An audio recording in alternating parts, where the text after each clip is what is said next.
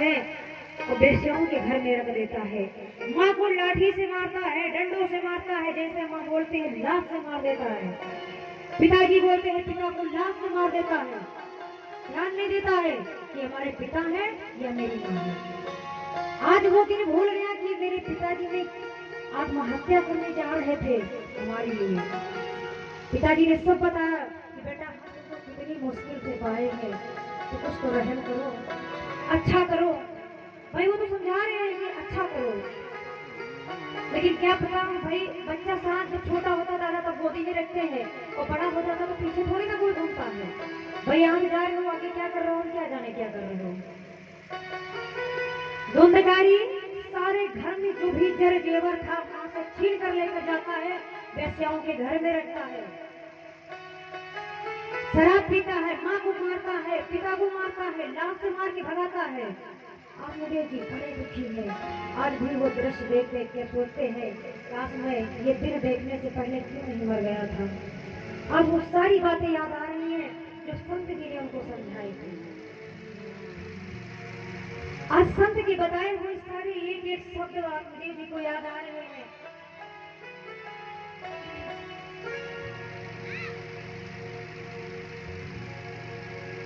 आत्मदेव जी सोच रहे हैं कि काश मैंने उस संत की बात को मान लिया होता तो आज मैं ये दिन देखना न पड़ता। आत्मदेव जी ने क्या किया, अपने गोकर्ण जो उनके बड़े बेटे थे गोकर्ण जी से परामर्श लिया और जंगल की ओर चले जाते हैं। इधर गोकर्ण जी आत्मदेव जी जंगल की ओर चले गए और इधर जो गोकर्ण थे वो भी यात्रा पर निकल जाते हैं, प्रयागराज चले जाते हैं कि हम भी अपना जाकर के पूजा पाठ करेंगे, और वो अपनी तपस्या पर निकल जाते हैं।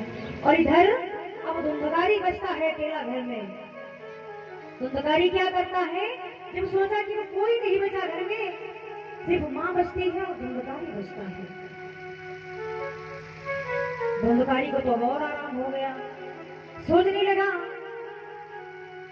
कि अब माँ बची है तो इसका क्या करें, क्योंकि अगर ये भी ना रहे तो हमें और आराम मिल जाए। माँ को मारता है, पीटता है, और जो भी गड़ा हुआ होता है धन वो पूछता है कि बता पापी, जहाँ भी छुपा के तूने अगर धन को रखा है वो ला करके मुझे धन दे। मैया कहते हैं लाल मेरे बेटा आज मुझे कुछ याद नहीं है, मैं तुझे कल बताऊंगी कि कहाँ रखा है, मुझे याद नहीं है। और ये कह करके धुंधली रात्रि का समय था, आंगन में कुआं था, कूद करके अपने प्राण दे देती है। माँ भी जान को दे दी, पिताजी भी घर छोड़कर चले गए, गोकर्ण ही चले गए, बचा धुंधकारी। अकेला धुंधकारी बचता है। धुंधकारी क्या करता है, वो वेश्याओं के घर में जाकर के रहने लगता है। घर बेच दिया, सारी संपत्ति बेच दी, कुछ नहीं बचा तो वेश्याओं के घर में जाकर के रहने लगा। वेश्याओं ने सोचा ये तो पापी चोरी करता है, डकैती करता है, शराब पीता है और इसके द्वारा इसका परिवार नष्ट हो गया है, अब इसका क्या भरोसा ये हमें भी रखेगा ठीक से। और अगर कहीं ये पकड़ा गया चोरी करते हुए तो कोई भरोसा नहीं, ये खुद तो मारा ही जाएगा और हमें भी मरवाएगा। अब कहने लगा है अब वेश्याएं, अब रात में जब पी करके फिर से शराब जब वेश्याओं के घर में आता है तो वेश्याएं हमारे डर के सोचती है अब इसका क्या करें, अगर ये मार पकड़ा गया तो हम सबको मरवाएगा। वेश्याओं ने क्या किया, कहते हैं बुरे काम के बुरे नतीजा दादा, ना मानो तो करके देखो है। हम जैसे कर्म करते हैं उसी हिसाब से हमारा प्रारब्ध बनता है, हमें वैसे ही फल मिलते हैं, भगवान हमें वैसे ही फल देते हैं। जैसे हमने कर्म किया वैसे हमको फल मिले। गोकर्ण जी चले गए, पिताजी भी चले गए, मैया वो तो नास्तिक थी ही, उसको अपनी आत्महत्या करनी पड़ गई।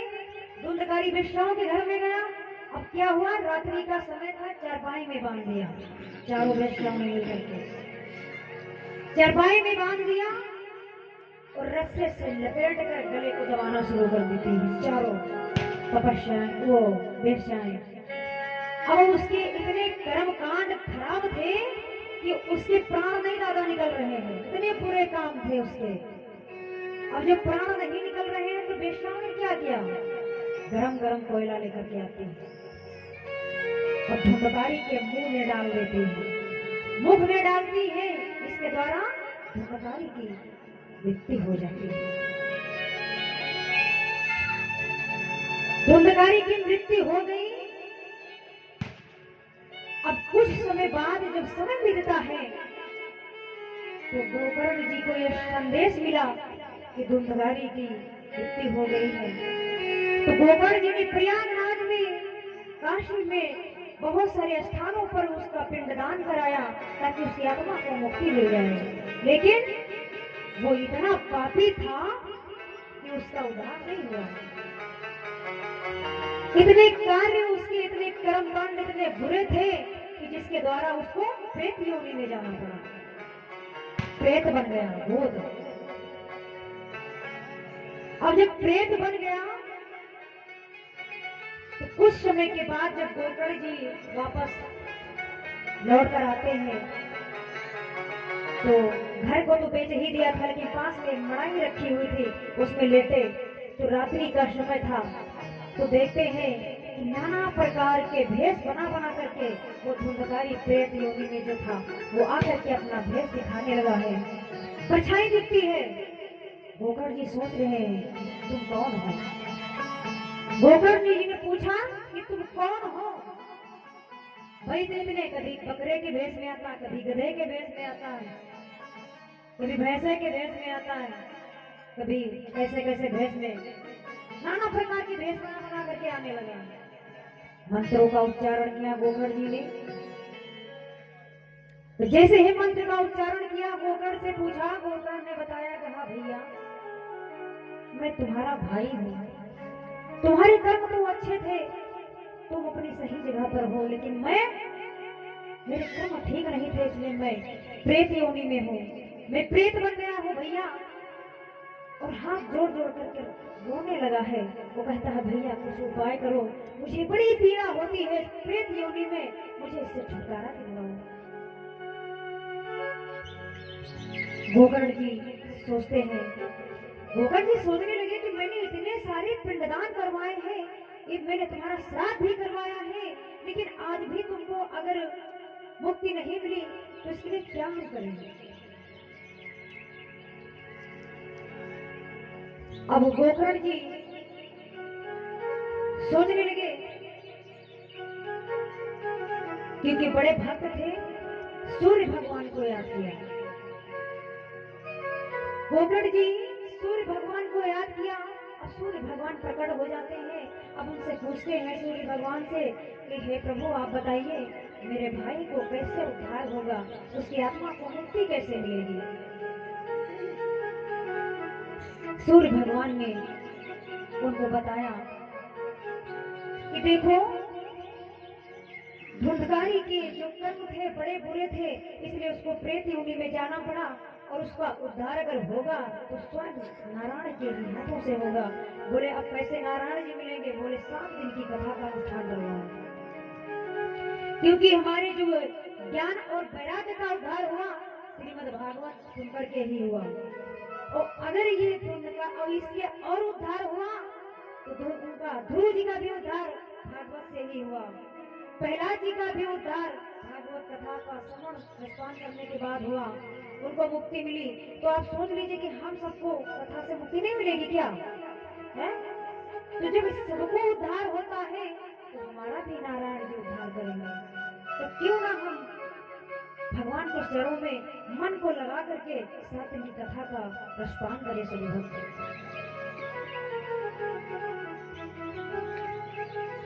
अब इधर गोकर्ण जी ने व्यास मंच लगवाया और सारे गांव और सारे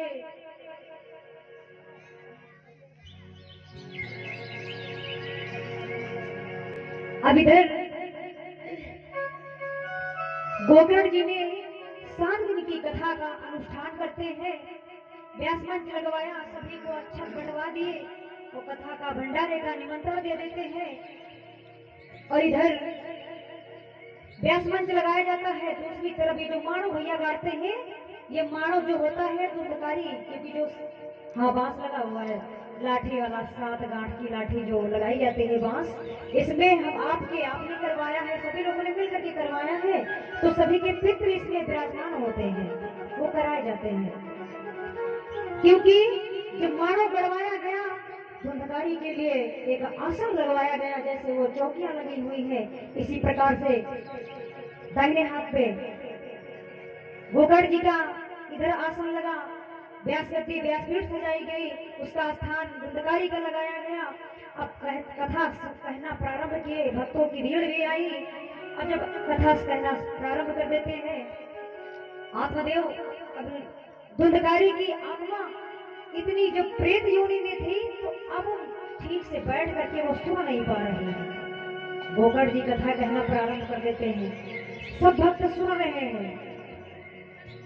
अब धुंधकारी की आत्मा, वो आत्मा है, कहाँ बैठ जाए भैया एक जगह पे, अब उस स्थान पे तो वो बैठ नहीं पा रही।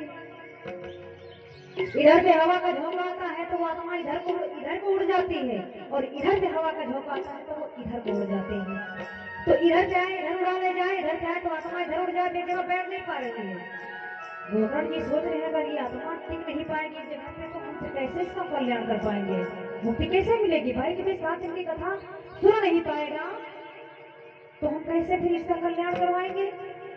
क्या किया, 7 गांठ वाला एक बांस, हरा बांस मंगवाया, उसी में धुंधकारी की आत्मा को उसी में प्रवेश कराया गया, उसको गड़वा दिया गया। कथा कहनी प्रारंभ कर दी, सभी भक्तों ने सुना कथा को। लेकिन कहते हैं ना कि कुछ लोग होते हैं, जैसे कुछ लोग वीडियो बनाते हैं भैया, कुछ लोग फोटो खींचते हैं, कुछ लोग आपस में बात करते हैं कि ज्यादा दिन बाद मिले, थोड़ा हालचाल हो जाए, है ना दादा। तो इस प्रकार से तो सबके मन इधर को होते हैं। कुछ लोग बैठते हैं तो कथा को ध्यान पूर्वक सुनते हैं, और कुछ लोग होते हैं जो कहते हैं बैठ तो हमारे यार आज बड़ी देर तक कथा चल रही है, अब पता नहीं कितना समय भैया और लगे, हमका खाना बनावा है, और कहीं भैया हमका भैंसी लगा हुआ है, रोधा लगा हुआ है। तो इस प्रकार के जो बढ़ जाते हैं दिमाग, वो ठीक से नहीं सुन पाते हैं। अब वही हाल धुंधकारी का हुआ, जब उनको प्रवेश कराया गया तो वो अपने कर्मों को याद कर रहा है कि मैंने कितने बुरे कर्म किए, सारे कर्मों को याद करता है कि मैंने कितने बुरे कर्म किए थे जो मुझे प्रेत योनि में जाना पड़ा। और जो भक्त सुन रहे कथा, कोई इधर है कोई उधर है, सबका ध्यान इधर उधर भटक रहा।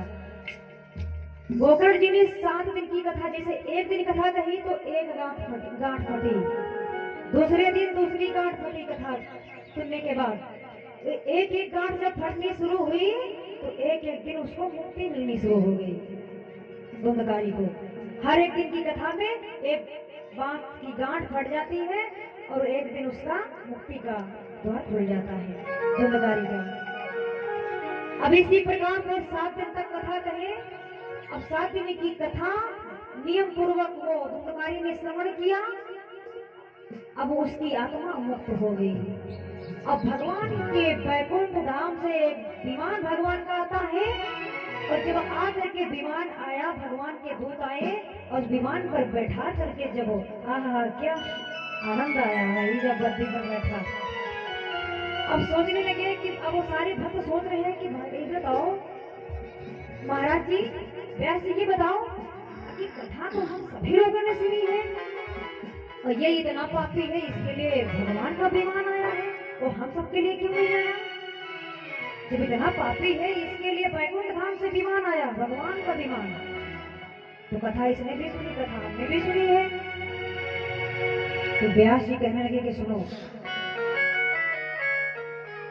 सबने कथा तो सुनी है, लेकिन सबने ध्यान से कहाँ सुना है। किसी का मन कहीं अलग था, किसका मन कहीं अलग था, कुछ और सोचते थे, कोई कुछ और सोचता था, किसी ने मन से कथा को नहीं श्रवण किया, इसलिए तुम सबके लिए विमान नहीं आया है। अगर ये कथा तुम फिर से पूरे तन मन से एक जगह पर दिमाग और दिल लगा करके अगर कथा का रसपान करोगे तो तुम्हारे लिए भी विमान आएगा।